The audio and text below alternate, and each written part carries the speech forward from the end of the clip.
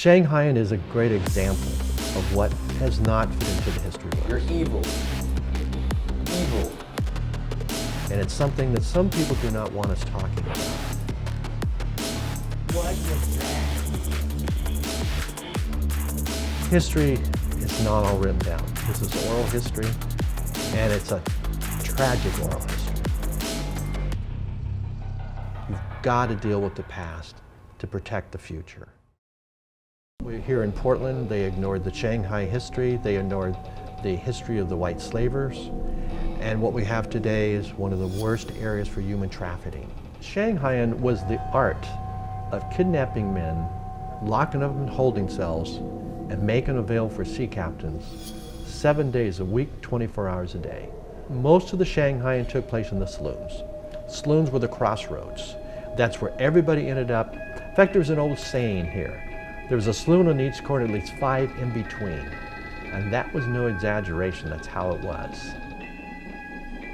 All right, so this is what they call the crib room, right? And this is what did they used to do back here then? They had the girls. When they had the boxing matches out in the next room, they would have a prostitute in here.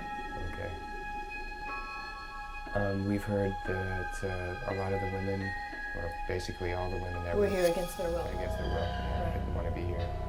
My name is Michael P. Jones. I'm the curator of the Shanghai Tunnels here in Portland, Oregon. Crib rooms here, a lot of them were underground. These were tiny places. Sometimes the space was occupied by 4 women. They divided the cots with sheets that would split them. There wasn't much privacy. Privacy wasn't the objective. The objective was to make money, and they did.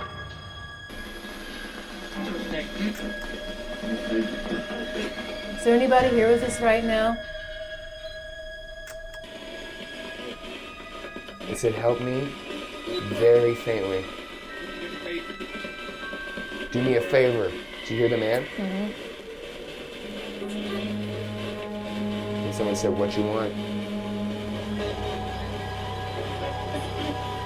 I'm not making a deal with you. Sit down for a minute and make sure that's not. Are you seeing more stuff? I just have a feeling there's somebody right outside that door. I swear I heard someone just outside standing that there. door. The crib room at the Shanghai Tunnels was extremely disturbing for me as a woman. They would bring the women in there, the white slavers would, and they would basically be raped over and over again, and men would use them. Men who would come to the boxing matches would go into those rooms and basically torture these women. We heard crying over the ghost box, we heard women screaming, we heard the word rape. It was awful. That room made me very sad while we were there. I can't imagine the pain and the mental strain and the agony you would have had to have endured. 2.1 on the. Doing that. No, it's going down. 2.1 is severely high. 2.3. There's no running coming. I'm sorry. 2.5, 2.6. I'm sorry for what they did to 7. you. I'm getting a stomach.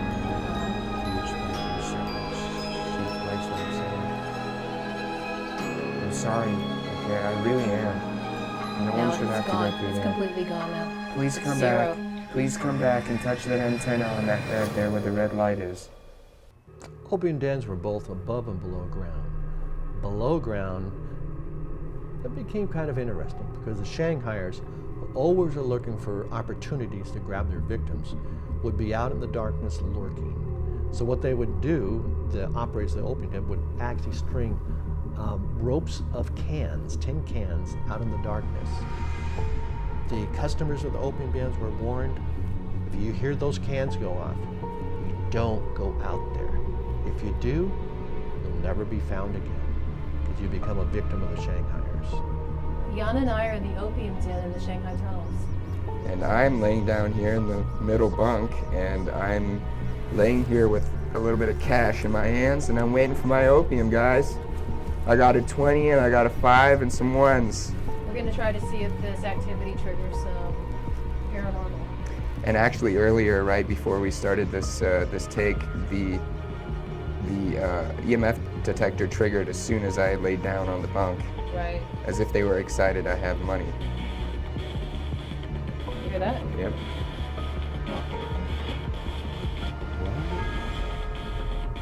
Sounds like Chinese music. It does. Like that string instrument they Uh-huh. have. If you want the money, grab it. And some of the men that came in here to smoke opium, they would be Shanghai, wouldn't they? You got them with women and with drugs, and you robbed people of their innocence. Can you come forward, please, and touch Jan's arm? It's okay. Jan gives you permission. I heard someone say, "You pig."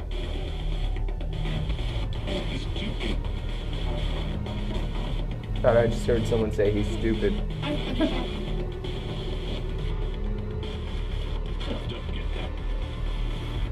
What was that? Something I thought it said, "Don't look back." I just felt like somebody touched my hair, and so I turned around. I know, now And I'm I looked getting behind nervous. me, and I thought he said, "Don't look back," but I don't know.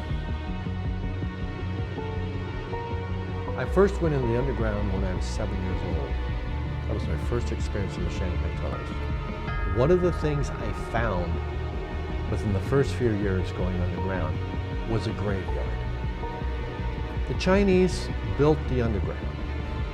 They weren't in charge of the Shanghai tunnels, they were some of the victims. If they died during construction, it did happen, the remains were supposed to be sent back to China.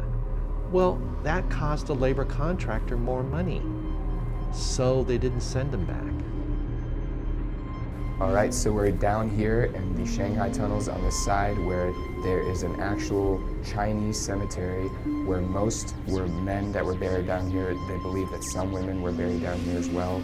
And here's the burial right here. This plot right here, they have no idea how many people were buried down here. And we're gonna try to make contact and see what we can get.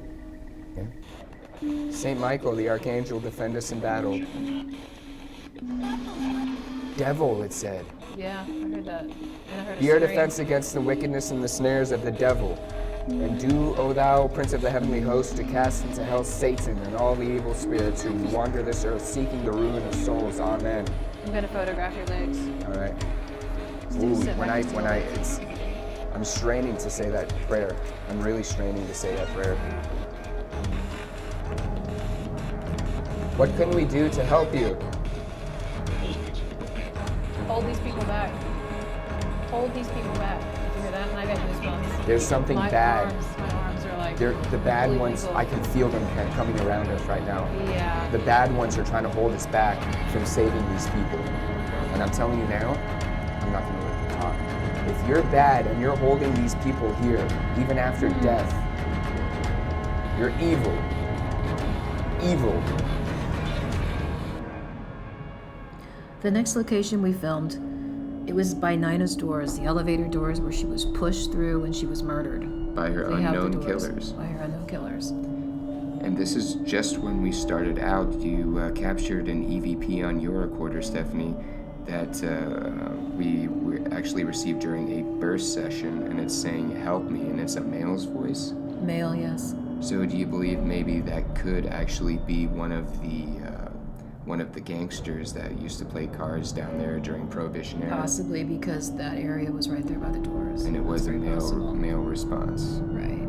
So Nina, what did you think about Big Ears Kelly? What did you think about him? Did you like him?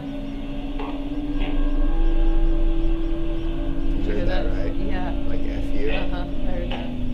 So who are we talking to now? I got a cold breeze on my left knee just now. Like very cold. Who is the gentleman who just cussed at us? Who are you? Ed? It said Ed. Ed. Again, Ed. Nina, is there anything we can help us? What What? did she say? I don't know, but she went like, yeah, like that. What's the name of the city that we're in right now? Or even tell us the name of the state. Can you say Oregon? That was another help me. Yeah. Nina, is that you saying help me? You're not allowed to hurt us, all right? You can only be nice. You have no permission to harm us in any way. None of you. If you could please, perhaps maybe throw one of these chairs back against the wall, or maybe just move something around us. Try not to break anything that belongs to us. Someone just said, Jesse, go. Nina, are the men who murdered you down here too? I think Nina is a very, Are they very down here? sad woman. I think she is in the Shanghai tunnel still. I think she was trying to make a deep connection with Jan and I during our investigation. Later that evening, I would enter the white slaver cell alone to conduct a solo session to see if all of these emotions that we were all feeling was actually proof positive of some kind of paranormal occurrences happening in that area. As I sat there alone, looking around and my vision slowly fading into dark, all I could think about were all of the people and all of the pain that they underwent in that small, tiny room. All right, so I'm here alone, just standing here in what is known as the white slaver's cell. This is the cell basically where these monstrous white slave-owning men would throw women in from every creed, Chinese, white, Hispanic, didn't matter. Throw them into this cell right here to basically break them and bend their souls to their wills. Every negative emotion you can possibly think of just wrapped up into one tiny small area. I'm gonna attempt to communicate with these poor women and ask them if I can help them with anything at all. If I can help them put their minds at ease about anything, help them carry on. I'm sorry what they did to you, throwing you in this cell. Was it awful sitting in here? In the complete pitch darkness? That was awful. That sounded like someone wailing or crying, like, ah. As soon as I just switched it back on, someone just said, hit them. Like the women were hit and thrown in here. Were you beaten? Beaten and drugged? That's awful.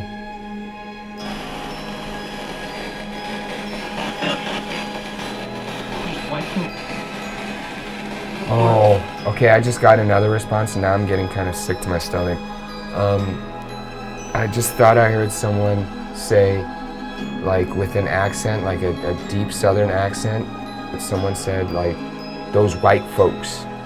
Like it was really, I'm gonna have to listen back on audio because there's really prominent response there. Those white folks is what I heard. White slavers were actually white guys that kidnapped women and sold them into prostitution. They grabbed them off the street, out of dances, restaurants, brought them underground and locked them up. It was one woman per cell. The objective, break her spirit. Make her believe she could never go back home again. She'd never be accepted. And her only hope for a future now was in the hands of this horrible white slaver. And how long did it take to break their spirit? Well, the average 48 hours. Mr. Baker. They used to call it Doc Baker's Delight. It was a nice little combination of different drugs and concoctions and stuff that he put together basically as a, think of it as a Shanghai cocktail.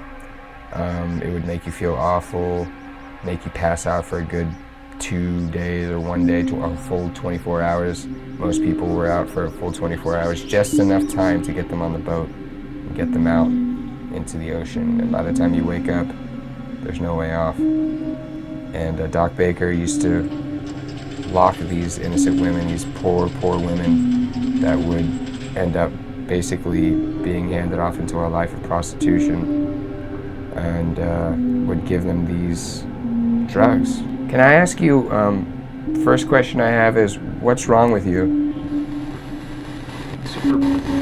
It just said disturbed.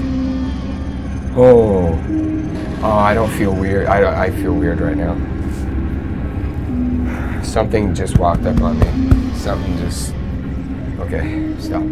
The darkness was coming in quick, and as I looked around, even in the darkness, I could see an even darker shadow, as if it were the spirits of all the people that have been held in that small room. It wasn't a pleasant experience, and I can only begin to imagine how the people that were held in there, the terror that they must have felt.